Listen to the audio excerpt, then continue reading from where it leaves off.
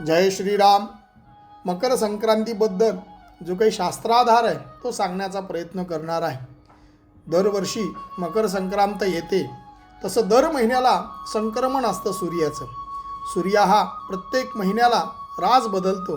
ज्या राशीत तो असतो त्या राशीचं ते संक्रमण किंवा त्या राशीची संक्रांत असं म्हटलं जातं.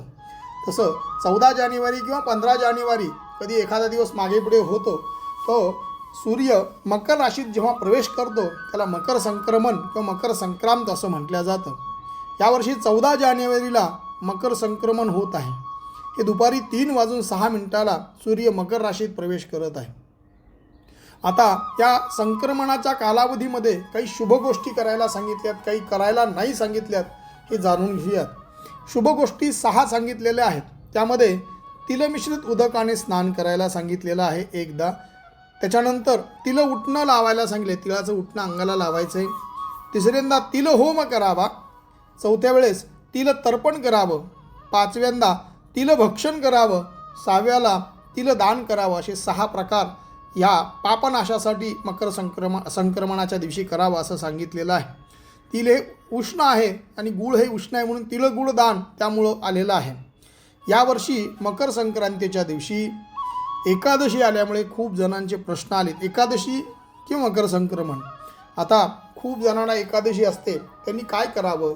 एकादशीच्या दिवशी सगळं अन्न करावं, भगवंताला भोगीचा नैवेद्य तुमचा करावा आणि वास घेऊन तो गाईला किंवा जे भक्षण करतात त्यांना द्यायला हरकत नाही. एकादशीच्या दिवशी तिलभक्षण चालतं, गुळ भक्षण चालतं, तिळगुळ खाता येतं, त्याला वर्जित नाही आहे. आणि ज्यांच्याकडे एकादशी नाही त्यांनी ज्या पद्धतीने नेहमी करतो त्या पद्धतीने करायला हरकत नाही. एकादशी आता संक्रांतीचं जे भ्रमण सांगितलेलं आहे, ह्या संक्रांतीच्या भ्रमणामध्ये काही गोष्टी करायला नाही सांगितल्या. त्यामध्ये काय सांगितलेलं आहे? कठोर बोलू नये, दात घासू नये, वृक्ष गवत तोडू नये, गाई म्हशीची धार काढू नये, कामविषयक सेवन करू नये, अशा काही गोष्टी वर्जित पण सांगितलेल्या आहेत. खूप जण वस्त्र विचारतात, मकर संक्रमणाला कोणतं वस्त्र आहे. आता मकर संक्रांतीचं वाहन वगैरे सगळ्या गोष्टी त्याच्या ठरलेल्या आहेत. ज्या करणावर मकर संक्रमण होतं त्याच्यानुसार हे घडतं. तर मकर संक्रमणाचं म्हणजे संक्रांतीचं वाहन काय आहे? तर वाघ आहे. उपवाहन काय? तर घोडा आहे.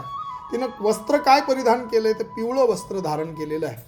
वासाकरिता जाईचं फूल तिने धारण केलेलं आहे, वास घेत आहे जाईच्या फुलाचा. पायस तिने भक्षण केलेलं आहे, पायसाचं भक्षण केलेलं आहे.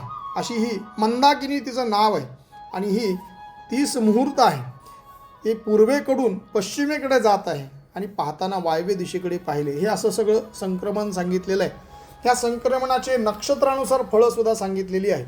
आता कोणत्या कोणत्या नक्षत्राला कोणती फळं आहेत ते जाणून घेऊयात. पंथा म्हणजे प्रवास.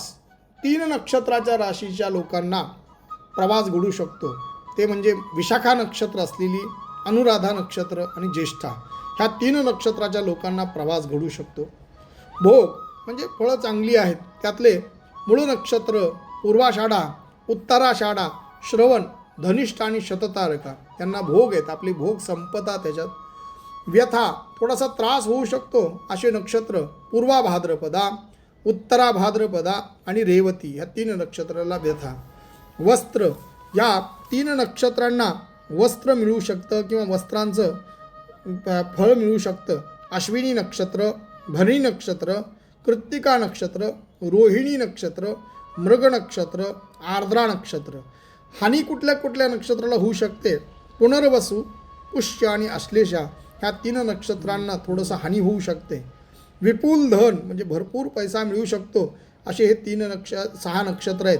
मघा नक्षत्र, पूर्वा फाल्गुनी नक्षत्र, उत्तरा फाल्गुनी नक्षत्र, हस्त नक्षत्र, चित्रा नक्षत्र, स्वाती नक्षत्र या नक्षत्राला अशी फळं सांगितलेली आहेत. आता स्त्रियांनी मकर संक्रमणाच्या कालावधीत पर्वकालामध्ये काय काय दान करावेत सांगितलेले आहेत. नवं भांडं दान करावं, गाईला घास द्यावा, अन्न दान करावं, तिल दान करावं, तिळपात्र दान करावं, गुळ दान करावा, तिल दान करावे, सोनं दान करावं, भूमी दान करावी, गाय दान करावी, वस्त्र दान करावं, घोडा दान करावा इत्यादी आपल्या यथाशक्ती आपल्या सामर्थ्यानुसार दान करायला हरकत नाही. आता जी नववधू आहे जिचं पहिल्यांदाच संक्रांत ही आलेली आहे, अशा स्त्रियांनी काय करावं? दान करताना त्यांनी तेल दान करावं, जिरे दान करावेत, मीठ दान करावं, कापूस दान करावं, ही सुवासिनीला त्यांनी दान करावेत नववधूंनी. असं हे मकर संक्रमणाचं फळ आहे. अवश्य ह्यानुसार वर्तन करावं. जय श्रीराम. माहिती